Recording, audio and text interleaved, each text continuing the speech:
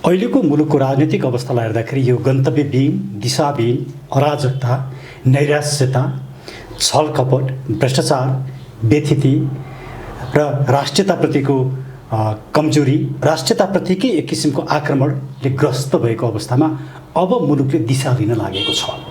अब यो दिशा लिन लागेको भन्नाले दुई तीनवटा कुराहरू अब मुलुकको राजनीतिमा स्पष्ट रूपमा अगाडि आउँदैछन्। अब राज संस्था सहितको लोकतन्त्र, अबको मुलुकको सबैभन्दा मुख्य प्रमुख राजनीतिक एजेन्डा नै राज संस्था सहितको लोकतन्त्र हो। किनकि मुलुकको राष्ट्रियतालाई बचाउनको लागि राजनीतिक दल र राजनीतिभन्दा माथि उठेको राष्ट्राध्यक्षको लागि र सम्पूर्ण नेपाली नागरिकहरूको एकताको प्रतीक भएर बस्ने एउटा संस्थाको लागि अब राज संस्थाको विकल्प छैन। त्यसैले हामी जस्ता व्यक्तिहरू हो, म आफै हिजो गणतन्त्रवादी हुँ, म गणतन्त्र मलाई प्यारो लाग्छ, तर मेरो गणतन्त्रले अब मुलुक बस्दैन, यो मुलुकको राष्ट्रियता बस्दैन। त्यसैले मैले गणतन्त्रको किता छोडेर म राज संस्थासहितको लोकतन्त्र, राज संस्थासहितको लोकतन्त्र भनेको के हो भने राजाले राजनीति गर्ने होइन, राजनीतिक दलले नै गर्छन्, नागरिकका प्रतिनिधिले नै गर्छन्, तर राजाले एउटा संस्थागत रूपमा मुलुकको एकताको प्रतीक भएर बस्नुपर्छ, जसले गर्दाखेरि विदेशीहरूको चलखेलमा हेड अफ द स्टेट नपरोस् र हेड अफ द स्टेटलाई कसैले प्रभाव पार्न नसकोस्। आजको मुलुकको आवश्यकता थियो। त्यसैले अबको मुलुकको कोर्स, पोलिटिकल कोर्स चाहिँ राज संस्थासहितको लोकतन्त्रमा जान्छ। राज संस्थासहितको नेपाली माटो सुहाउँदो प्रजातन्त्रको लागि नै अब हामी एकजुट भएर जाउँ। त्यसका लागि चाहिँ एकपटक सबै आएर चाहिँ नेपालीहरू चाहिँ एकीकृत भएर, युनाइटेड भएर, गोलबद्ध भएर यी अरिङ्गालाहरूका विरुद्धमा, राष्ट्रद्रोहीहरूका विरुद्धमा, राष्ट्रघातीहरूका विरुद्धमा, भेल्युलेस पोलिटिक्स गर्ने व्यक्तित्व र दलका विरुद्धमा गोलबद्ध भएर, एकताबद्ध भएर अगाडि बढौँ। त्यो सम्भावना छ यो देशलाई विकास गर्नलाई। सानो देश छ, हाम्रो अवस्था पनि सानो छ, तर यहाँ भएका सम्भावनाहरू सिरिज अफ पोसिबिलिटी छ, सम्भावनाहरू धेरै छ। व्हाइट डलर भनेको चाहिँ हाइड्रोको सम्भावना छ, ग्रिन डलर भनेको हाम्रो चाहिँ आएर चाहिँ diversity of the culture and कस्टमको कुराहरू छ, संस्कृतिहरू छ भने त्यसमा पनि दुईवटा विश्वको ठुलो बजारको बिचमा हामी हेर्नुहोस् त, दक्षिणको बजार, उत्तरको बजारको बिचमा छौँ। अनि हामीसँग यो साउथ एसियामा नै आएर सदियौँदेखिको स्वतन्त्र राज्यको पहिचान छ। हो, त्यो पहिचानलाई लिनको लागि चाहिँ अब हामीलाई के चाहियो त? राज संस्था चाहियो, हाम्रो चाहिँ पहिचान, हाम्रो संस्कार, संस्कृति। त्यसैले मैले सोइल बेस्ड डेमोक्रेसी, राज संस्था सहितको नेपाली माटो सुहाउँदो चाहिँ प्रजातन्त्रको लागि जाने हो। हामी राजनीति गर्ने होइन, त्यो वातावरण तयार गरौँ। जनता, राष्ट्रवादीहरू, देशभक्तिहरू र नेपालको भलो चाहने राष्ट्र बाहिर रहेका, राष्ट्रको चाहिँ पहाड हिमाल तराईमा रहेका नेपालीहरू एकजुट भएर एउटा चाहिँ आएर खराबलाई धक्का दिन सकेनौँ भने देशको पहिचान मासिन सक्छ, फेलियर स्टेट बनाउन सक्छ। कम्युनिस्टको चाहिँ कम्युनिटीको कुराहरू छैन, डेमोक्रेसीको चाहिँ भेल्युज, बेसिक भेल्युजको प्रयोग भएको छैन भनेपछि सोइल बेस्डमा जानको लागि अबको विकल्पमा हामी एकजुट हुन सकेनौँ भने राज्य असफल हुन्छ। उहाँले चाहिँ सुरुमा चाहिँ कुरा राम्रो ल्याउनु भएको थियो डाक्टर साहबले। अब यो राजनीति कहाँ जाँदैछ?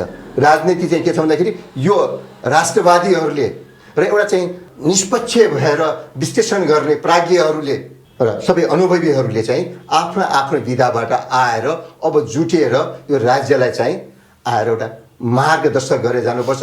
त्यसको नेतृत्व भनेको यो इतिहास भएको हैन, यो नेपालको चाहिँ हिमाल पहाड तराईको चाहिँ एउटा अभिभावक भएर बस्नुभएको र त्यो निर्माणको चाहिँ पृथ्वीनारायण शाह वंशजलाई नै राज संस्थाको नेतृत्व लिनुको लागि र देशको सेनाको चाहिँ त्यसलाई सहयोग गरेर अगाडि बढ्नुपर्ने हुन्छ। जनताले साथ दिएर वातावरण तयार गरौँ, सम्भव छ। अहिलेको राजनीति, मुलुकको राजनीतिले मुलुकका तीनटा समस्या समाधान गर्न सक्नुपर्छ। एउटा समस्या भ्रष्टाचारको समस्या हो। राजनीतिले जबसम्म भ्रष्टाचारको समस्या समाधान गर्न सक्दैन तबसम्म राजनीतिले मुलुकको निकास दिँदैन। अहिलेको राजनीति, डाक्टर ठाकुर मनश्रेष्ठ जे भन्नुभयो, मेरो पूर्ण सहमति के हो भने अहिलेको राजनीतिले, अहिलेको व्यवस्थाले भ्रष्टाचारको समस्यालाई सम्बोधन गर्नुको सट्टामा भ्रष्टाचार र व्यवस्थाको बिचमा नाता जडियो। यो व्यवस्था नै भ्रष्टाचारको लागि सबैभन्दा प्रत्युत्पादक हुनुपर्नेमा त्यसलाई चाहिँ प्रमोट गर्ने, त्यसलाई प्रोत्साहित गर्ने काम गर्यो। त्यसैले यो व्यवस्था र भ्रष्टाचारको बिचमा कहीँ पनि ग्याप छैन। त्यसैले भ्रष्टाचारको अन्त्यको लागि यो व्यवस्थाको अन्त्य जरुरी छ। दोस्रो, यो व्यवस्थाले राष्ट्रियतालाई कमजोर बनायो।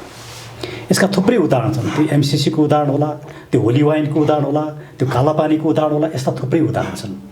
यो सिङ्गो व्यवस्था र यसका एक्टरहरू जो राजनीतिक दलका नेताहरू छन्, जो सत्तामा बसेका छन्, उनीहरूले राष्ट्रियतालाई कमजोर बनाए। त्यसैले यो राष्ट्रियताको कमजोर खालि एक्टरको कारणले मात्रै भएको होइन कि सिस्टमकै कारणले भएको हो। त्यसले यो सिस्टमको अन्त्य नभएसम्म राष्ट्रियता बस्दैन। त्यही भएर हामीले के भन्यौँ भने यो राष्ट्रियता बचाउनको लागि गणतन्त्रवादीहरूको लागि पनि स्वीकार्य हुने र राजावादीको लागि पनि स्वीकार्य हुने। राजावादी भनेको राजाले नै शासन गर्नुपर्छ भन्ने, गणतन्त्रवादी भनेको राजालाई निमित्यान्न पारेर हामीले शासन गर्नुपर्छ भन्ने। यो हाम्रो मुलुकको जियो पोलिटिक्स, यसको धर्म, यसको आइडेन्टिटी, यसको संस्कृति, यसको सभ्यता सबैलाई हेर्दाखेरि यो मुलुक जसले निर्माण गर्ने 3टा एलिमेन्टले निर्माण गर्यो। एउटा राजा, अर्को सेना र अर्को नागरिक। यी 3टा कुरा मिलेर यो मुलुक निर्माण भयो। तर यो मुलुकको सभ्यता केमा छ भन्दाखेरि हाम्रो धर्म, संस्कृति, परम्परामा छ र यो धर्म, संस्कृति, परम्परालाई समाप्त पार्ने काम आज भइरहेको छ। त्यसैले यो राष्ट्रियता बचाउनको लागि अब राज संस्थाको विकल्प छैन। त्यो राज संस्था हामीले के भन्छौँ भने संविधानभित्र बस्ने र संसदभित्र बस्ने। संसदले नै पृथ्वीनारायण शाहको वंशजमध्ये को राजा हुने भन्ने कुरा छनौट गर्छ। त्यो भनेको गणतान्त्रिक चरित्र भयो। तर पृथ्वीनारायण शाहको लेगेसी, वंशज हेड अफ द स्टेट हुने भनेपछि त्यो राजावादीहरूको पनि, राज संस्थाको पनि, राजाको पनि कुरा भयो। त्यसैले यो दुईटाको फ्युजनको जुन आइडिया छ त्यसलाई नेपालका लागि नेपालले लामो समयदेखि पर्मानेन्ट इन्स्टिट्युसनको आइडिया अगाडि लिएर आयो र हामी अहिले पनि त्यही भन्छौँ कि अब यो मुलुकको विकल्प भनेको राज संस्थासहितको लोकतन्त्र या प्रजातन्त्र शब्द जे राखे पनि हुन्छ मात्रै हो। अब अहिलेको राजनीतिको फेलियर कहाँनिर भने राजनीतिलाई व्यापारीकरण गरियो। प्रधानमन्त्रीले केसम्म भन्नुभयो, प्रधानमन्त्री खड्गप्रसाद ओलीले भने उहाँको सूचना तथा सञ्चार मन्त्री गोकुल बास्कोटाको जुन अडियो बाहिर आयो यो उहाँको स्वरै होइन, के प्रमाण छ? प्रधानमन्त्री जस्तो व्यक्तिले यस्तो हल्का फुल्का कुरा गरेपछि उहाँ भ्रष्टाचारलाई चाहिँ प्रमोट गरिरहनु भएको छ, जगेर्ना गरिरहनु छ, बचाइरहनु भएको छ। राजनीतिलाई नै व्यापारीकरण बनाइयो। जो अहिलेका राजनीतिक सत्तामा बसेका व्यक्तिहरू छन्, हिजोको उहाँको आर्थिक अवस्था के थियो? धेरैले भन्छन् हिजो चप्पल लाउन नसक्ने व्यक्तिहरू आज अरबपति बनेका छन्। कहाँबाट आयो? यसको छानबिन हुनुपर्छ। त्यसले यी 3टा समस्याको समाधान गर्नका लागि अबको पहिलो राजनीतिक एजेन्डा भनेको राज संस्थासहितको लोकतन्त्र। म यसमा अलिकति व्याख्या गरौँ। धेरै मानिसले भन्लान् कसरी राज संस्था आउँछ त? यो त गइसकेको राजा पनि आउँछन् भनेर भन्लान्। दुनियाँका थुप्रै देशमा गइसकेका राजाहरू आएका छन्। ब्रिटेनको इक्जाम्पल छ, स्पेनको इक्जाम्पल छ, कम्बोडियाको इक्जाम्पल छ, होइन, इभन अफगानिस्तानमा पनि त्यो कुरो भएको छ। यस्ता थुप्रै देशहरूमा भएको छ। त्यसैले दिस इज पोसिबल, किनकि मुलुकको आवश्यकता के हो त्यो हेरेर कुरा गर्नुपर्छ। मुलुकको लागि के चाहिएको छ त्यो कुरा हेरेर गर्नु। मलाई के मनपर्छ भन्ने कुरा महत्त्वपूर्ण कुरा होइन, मुलुकको आवश्यकता के हो। त्यसैले अब राज संस्थासहितको लोकतन्त्र 3 किसिमले आउँछ। पहिलो, यो सरकारले यदि ढिलो नगर्ने, यसले आफ्नो आयु बचाउन चाहन्छ भने तत्काल जनमत सङ्ग्रहको घोषणा गर्नुपर्छ। तर यो सरकारको विश्वसनीयता छैन। त्यसैले नागरिक सरकार गठन गरेर नागरिक सरकारमा विश्वसनीय व्यक्ति हुनु पर्यो, समाजले पत्याएका। उदाहरणका लागि सुखदेव भट्टराई जस्ता व्यक्ति होलान्, सुशीला कार्की जस्ता व्यक्ति होलान्, या डाक्टर द्वारिकानाथ ढुङ्गेल जस्ता व्यक्ति होलान्, या ठाकुरमन श्रेष्ठ जस्ता समाजले पत्याएका व्यक्तिहरू। त्यो व्यक्तिहरूको नागरिक सरकार गठन गरेर नागरिक सरकारले निष्पक्ष रूपमा मुलुकका प्रमुख राजनीतिक मुद्दाको बारेमा जनमत सङ्ग्रह गर्न सक्छ। तर त्यो गर्ने टाइम अब खुस्किँदैछ, ढिलो हुँदैछ। किनकि भोलि जति सङ्कट निम्तिँदै जान्छ पिपुलहरूले जनमत सङ्ग्रह मान्दैनन्। किनकि हिजो राजालाई हटाउँदाखेरि जनमत सङ्ग्रह गरेर हटाइएको होइन नि। त्यो भइसकेपछि नेपाली नागरिकहरूले के भन्छन् भने हिजो हाम्रो राजालाई जनमत सङ्ग्रह गरेर हटाएको र होइन, हामी जनमत सङ्ग्रह चाहँदैनौँ भन्न सक्छ। त्यसले यो सरकारले यदि बुद्धि पुर्याउँछ भने तत्कालै जनमत सङ्ग्रहको घोषणा गर्नुपर्छ। एक। दोस्रो विकल्प र सबभन्दा राम्रो विकल्प भनेको के हो भने संविधानको धारा 274 संशोधन गरेर गणतन्त्रको अन्त्य र राज संस्थाको स्थापना गर्नुपर्छ। किनकि संविधानले नै अलाउ गर्छ र राजा आइसके पछाडि अनि फर्दर पोलिटिकल रिफर्मका कुराहरू हुन्छन्। संहिताको विषयमा अब यो संहिताले मुलुकलाई थाम्दैन, यसको अन्त्य गरिनुपर्छ र धर्मनिरपेक्ष राज्यको अन्त्य गरेर धर्मसापेक्ष राज्य बनाउनुपर्छ। यी 3टै कुरा संविधानको संशोधन गरेर सम्भव छ।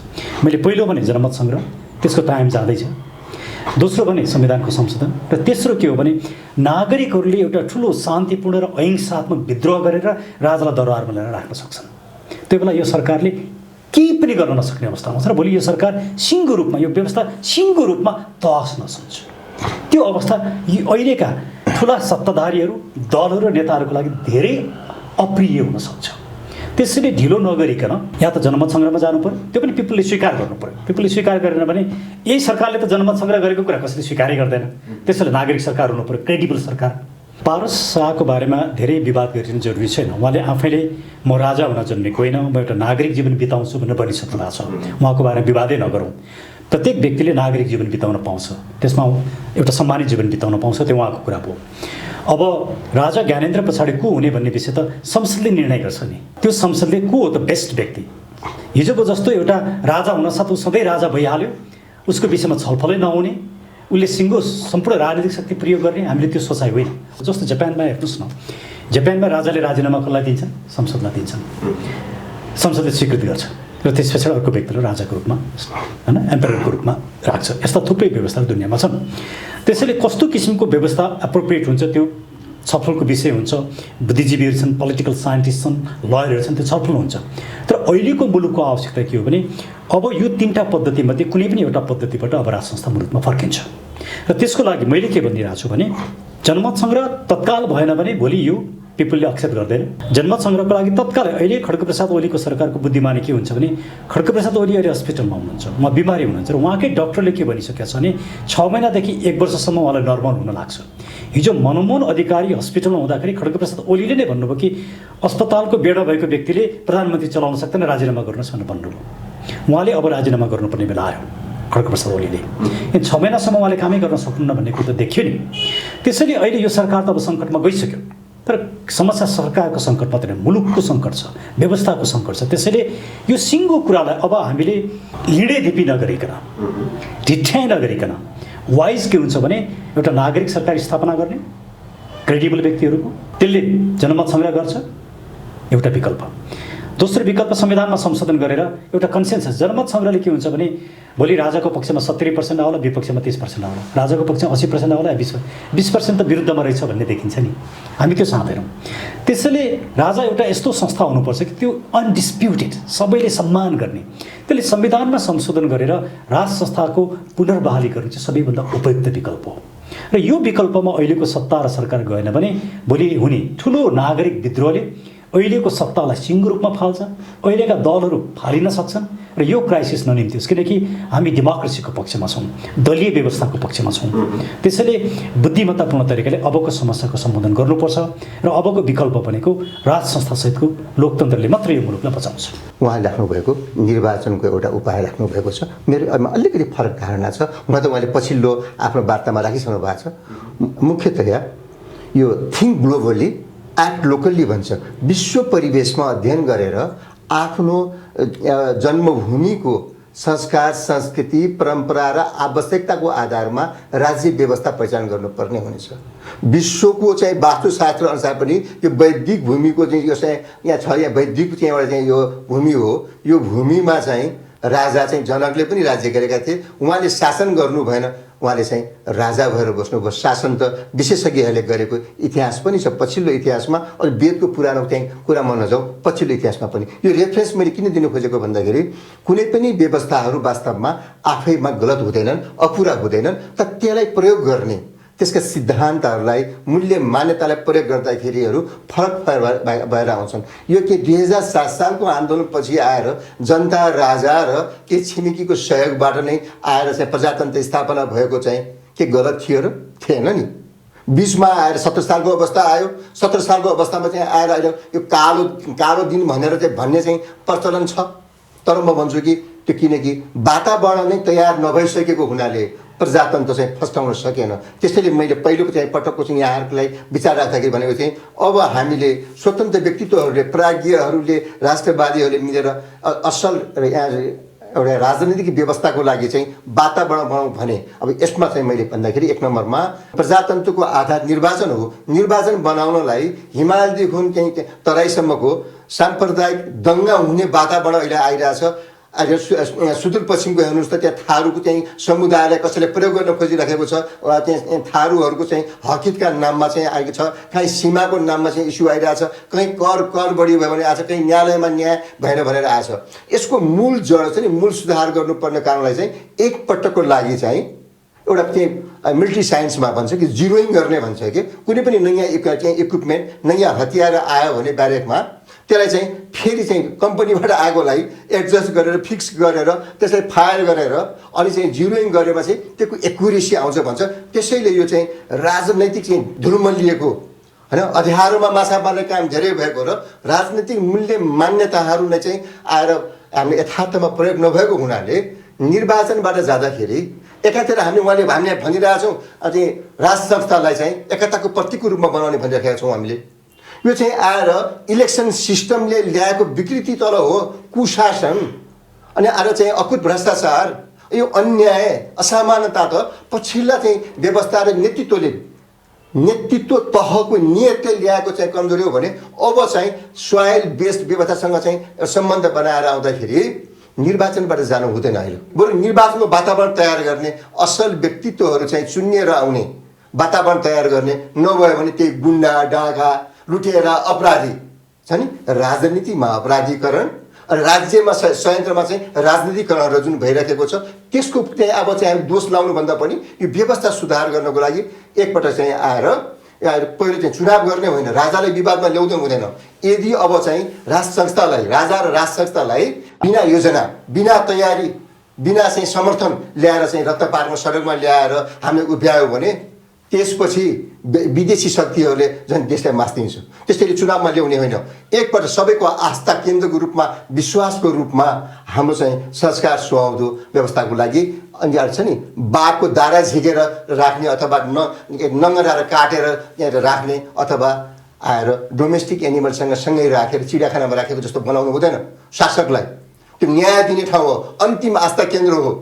अन्तिम आस्था केन्द्रलाई चाहिँ सबैले मान्ने ठाउँमा बोल्ने देवताको रूपमा राख्ने हो, अहिले आएर ढुङ्गाको देवताको रूपमा राख्ने होइन। त्यसैले चाहिँ आएर उहाँलाई आएर माटो सुहाउँदो जिम्मेवारी उत्तरदायी बनाएर एउटा आस्थाको केन्द्रमा राख्ने, अन्तिम शस्त्रको रूपमा चाहिँ राजालाई चाहिँ त्यहाँ माथि राख्ने, कार्य सञ्चालन त व्यवस्थापिका, कार्यपालिका, न्यायपालिकाले तल गर्ने हो। स्मरण रहोस्, कानुन बुझेको मान्छे खिलराज रेग्मी। यो पछिल्लो दिनमा जुन अहिले संविधान बन्यो, त्यो संविधानको सुरुवात कहाँबाट भयो? पहिलाको चुनावहरू छोडौँ, कुराहरू अहिले नगरौँ, समय कम छ होला। पछिल्लो चुनावले जुन बनाएको संविधान हो, त्यो संविधान बनाउनको लागि चाहिँ कार्यकारी अधिकार कसलाई दिएको थियो? देशको न्यायपालिकाको प्रमुखलाई दिएको थियो। उहाँले कार्यपालिकाको पनि प्रमुख भएर चाहिँ चुनाव गराउनु भयो, न्यायपालिका प्रमुख भएर चुनाव गराउनु भयो। सायद उहाँको चाहिँ त्यो प्राकृतिक न्यायका सिद्धान्तहरू र न्यायालयका सिद्धान्तले के भन्छ उहाँ विज्ञ हुनुहुन्छ, उहाँले यसलाई क्लियर गर्नु होला। मलाई त एउटा त्यसैमा चाहिँ आएर मूल धमिलिएको छ। धमिलिएको व्यक्तित्व र प्रशासन र शासन र चाहिँ सरकारले बनाएको यो संविधानमा आज हिमाल पहाड तराई सबैलाई समेट्न सकेको छैन भन्ने आवाजहरू पटक पटक आए। तराईमा कतिजनाको ज्यान गयो। अहिले भागभण्डा र सम्झौतामा गएको हुनाले यो पहिलो चुनाव हुँदैन, बरु हामीले वातावरण तयार गर्ने। त त्यसपछि आउँछ अनि सुशासनको लागि, न्यायको कुरा, विधिको शासनको लागि, समानताको लागि अनि हो बाँच्नको लागि आधारभूत आवश्यकता चाहिन्छ। विकास त अहिले राणाकालमा नि मान्छे खाएका थिए अथवा कोही भुका थिए, कोही लगाएका थिए, केही नाङ्गो थिए। तर विकास भन्ने कुरा नियमित रूपमा हुने हो यदि असल राजनीति र नेतृत्व, राष्ट्रिय नेतृत्व, राष्ट्रवादी नेतृत्व भयो भने तपाईँको यहाँ पछाडि देखेको हेर्नुहोस् त, सबै यो व्यवस्थापन राजनीतिक विधाका कुरामा राष्ट्रियता बिचमा छ। राष्ट्रियताले कसलाई दिन्छ? जनतालाई प्रतिनिधित्व गर्छ, संस्कृतिलाई प्रतिनिधित्व गर्छ, हाम्रा संस्कारहरूलाई प्रतिनिधित्व गर्दछ अनि हाम्रा सनातन धर्मलाई प्रतिनिधित्व गर्छ। विश्वमा एउटा मात्र बीजको रूपमा रहेको वैदिक हाम्रो चाहिँ जुन एउटा विधिको शासनलाई मास्ने प्रयत्न गर्दाखेरि यहाँ त आएर विश्वका शक्तिहरू नै लागेको कुरा त देखिसक्यो। होइन भने यसलाई स्पष्ट रूपमा भन्ने हो भने यो चाहिँ राज्य बन्नको लागि तीनटा कुरा आवश्यक पर्ने जुन कुरा हो त्यो व्याख्या जनता हो। जनताको चाहिँ को नागरिकता भन्ने कुरा आएर विभिन्न विधेयकमा व्यवस्था आयो होइन। कानुनले चाहिँ मास्दिएको छ, हक अधिकार मास्दिएको छ, कागजमा मात्रै आएर विकास र व्यवस्था मिलाएर हुँदैन। जुन पछिल्लो दिनमा चाहिँ यो व्यवस्थाहरू चाहिँ आएर जनताको राय बिना आएर राज संस्थाको चाहिँ बहिर्गमन भयो। के फेरि चुनाव गराएर ल्याउने सजिलो तरिका भनेको त म के भन्छु भन्दाखेरि पहिलो सहजता, राज्यको ढुकुटी खर्च नहुने, राज्यमा चाहिँ आएर काटमार नहुने, जिउ ज्यान क्षति नहुने, जसरी तीनटा चाहिँ ट्रायङ्गल रूपमा तीनटा शक्तिको चाहिँ एउटा बैठक बसेर अथवा राज संस्थाबाट चाहिँ राजा ज्ञानेन्द्र बस्नुहुन्थ्यो, यता आएर चाहिँ कङ्ग्रेस र कम्युनिस्टका राजनैतिक तीन धाराहरू आएका थिए र बाह्य केही छिमेकी राष्ट्र र बाह्य अन्य शक्तिहरू पनि यहाँ अन्तर्राष्ट्रिय संस्थाकै प्रतिनिधि बाहिर चाहिँ बसेका थिए। उनीहरूको पनि आएर अन्डरकरेन्टको रोलहरू भएको थियो भने राज संस्थालाई घाँटी च्यापेर घेराउ गरेर बहिर्गमन जुन भएको थियो नि त्यो नै के हो त मूल सुधारको पहिलो स्टेप हो। त्यो घेरालाई अब सबै राष्ट्रवादी जनता एक भएर त्यो गलत थियो भनेर देखाउनुपर्छ, झगडा गर्नु पर्दैन। अब काङ्ग्रेसको सरकार देखियो, संयुक्त सरकार देखियो, काङ्ग्रेस र माओवादीको चाहिँ चुनावको चाहिँ फ्युजन देखियो। अहिले कम्युनिस्टभित्रको चाहिँ आएर माओवादी र एमालेको फ्युजन देखियो। 17,000 मान्छे मारेर आएको मान्छे र हामीलाई सञ्चालन कसले गर्यो? ए केपी ओली गृहमन्त्री भएर गर्नुभएको थियो उहाँले। त्यस्तै आएर चाहिँ कमल थापाले गर्नुभएको थियो, गृहमन्त्री भएर प्रचार गर्नुभएको थियो।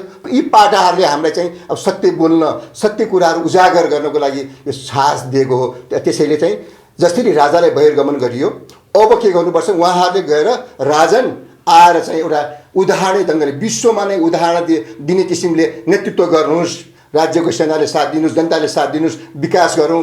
पहिला नेपालको पहिचान बचाउँ, संस्कृति बचाउँ, अनि नेपालको विकास गरौँ। सम्भव छ, खर्च धेरै हुँदैन। अरबौँ खरबौँ खर्च गरेको निर्वाचनले ल्याएको संविधान राम्रो भन्ने विज्ञ पनि यही छ। अहिले गलत भएको आफै पुष्टि भएको छ। संहिता हात्ती सेतो हात्ती भएको कुराहरू पुष्टि भइसकेको छ। मैले त अझ स्मरण रहोस्, निर्वाचनको स्थानीय निर्वाचनको 0 आवरमा सगरमाथा टिभीमा बोलाउनु भएको थियो मलाई र चाहिँ एउटा निर्वाचन आयोगको आयुक्तजी हुनुहुन्थ्यो, सुशील प्याकुरेलजी हुनुहुन्थ्यो। हामी दुईटै बसेपछि मैले हात जोडेर जनतालाई भनेको थिएँ, केन्द्रीय निर्वाचन होस्, तल्लो तह स्थानीय निर्वाचन होस्, त प्रदेश तहको निर्वाचन नहोस्। ल आज पनि 0 आवरमा छ, क्यान्सल गर्नुहोस्, राज्य बच्छ, यो विवाद हुन्न भने यसरी हात जोडेको थिएँ। त्यो चाहिँ फाइल रेकर्ड कायम छ। त्यसैले अब राजालाई नै सुम्पिनुपर्छ नम्बर 1। राजतन्त्र र राज संस्थामा फरक छ। राजतन्त्रले राजामा पोलिटिकल पावर होस्, राजनीतिक शक्ति राजाले नै प्रयोग गरून् भन्ने चाहन्छ। त्यो हिजो पञ्चायतमा प्रयोग गरियो या अरू विभिन्न समयमा प्रयोग गरियो। हामीले अहिले चाहेको राजा भनेको राजतन्त्रको खाकाभित्रको राजा होइनन्, राज संस्था अर्थात् मुलुकको एकताको प्रतीक मात्रै भएर बस्ने राजनीतिक शक्ति राजनीतिक दलहरूले नै प्रयोग गर्छन् र राजनीतिक प्रक्रियाबाट नै प्रयोग हुन्छ।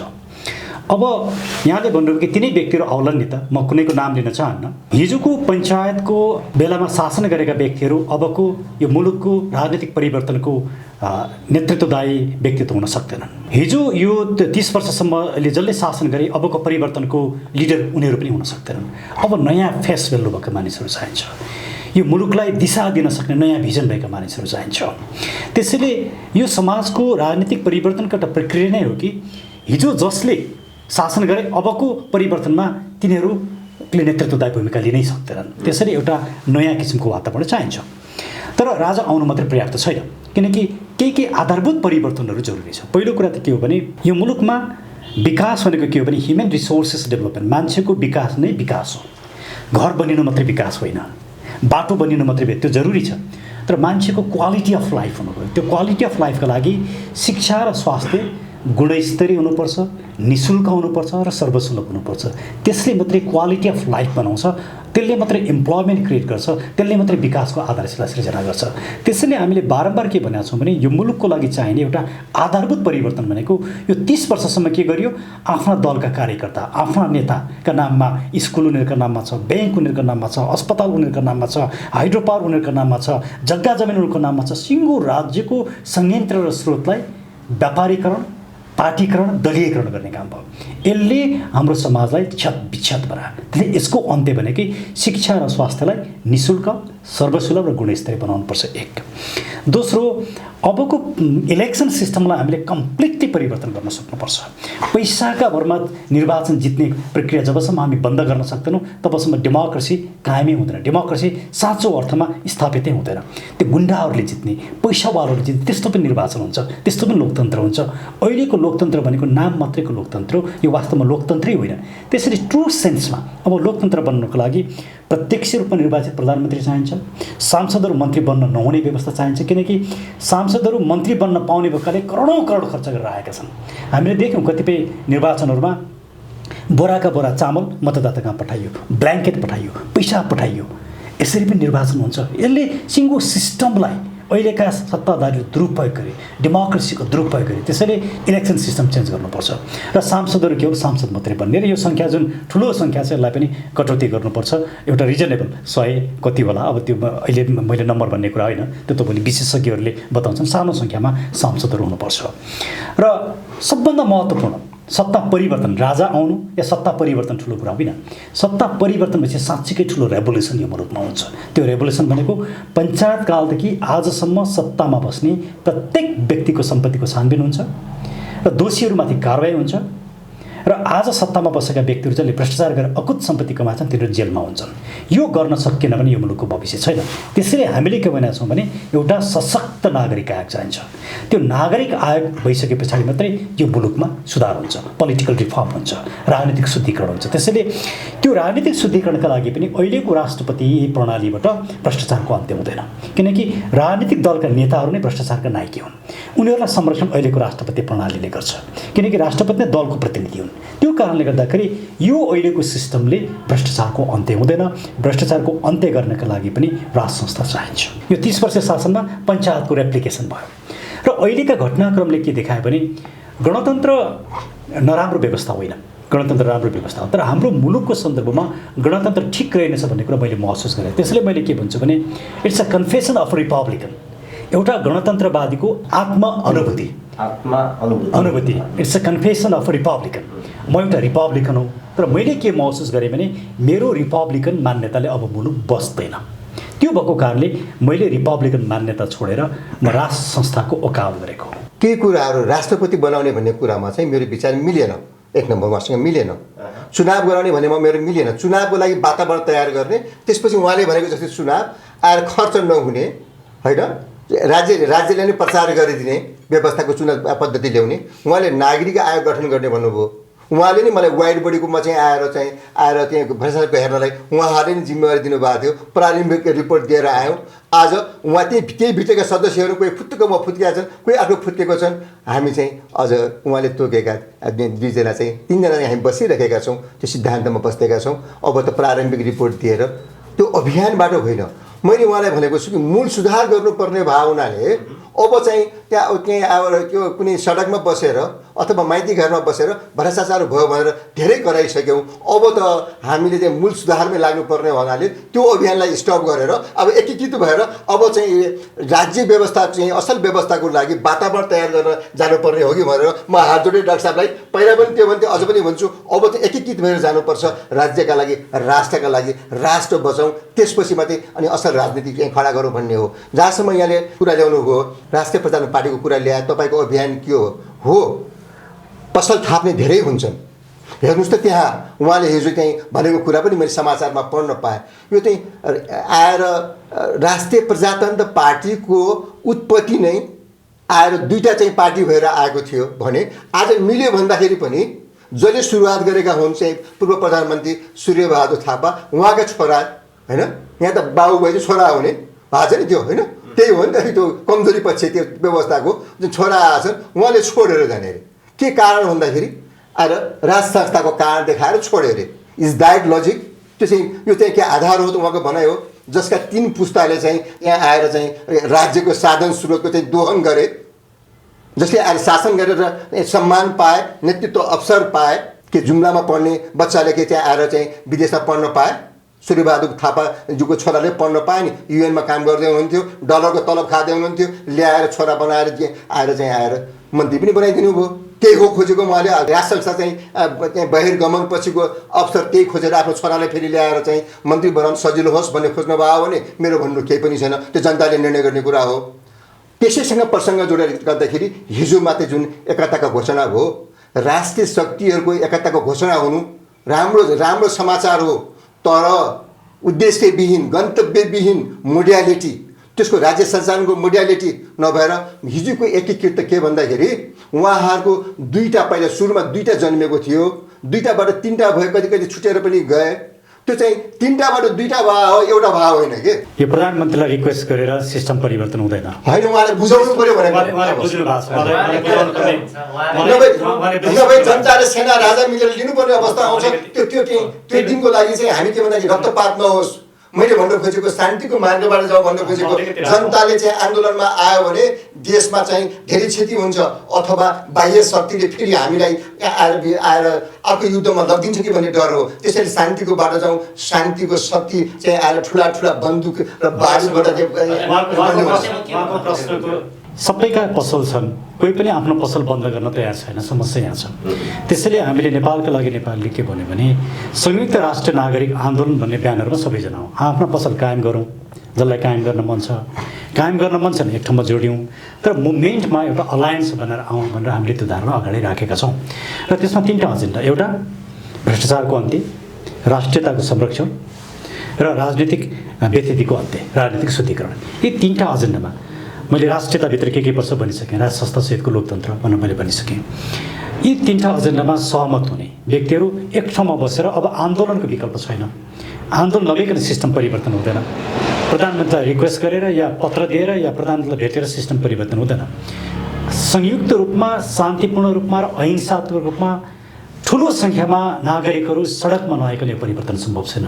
र त्यसको लागि संयुक्त राष्ट्र नागरिक आन्दोलनको ब्यानरमा हामी सबैजना अटाउन सक्छौँ र त्यसमा अटाउँ भनेर हामीले भनिरहेका छौँ। र मलाई लाग्छ त्योभन्दा अर्को बेटर विकल्प पनि छैन। त्यसले नै हामी सबैलाई एक ठाउँमा लिएर आउँछ भन्ने कुरोमा म विश्वस्त छु।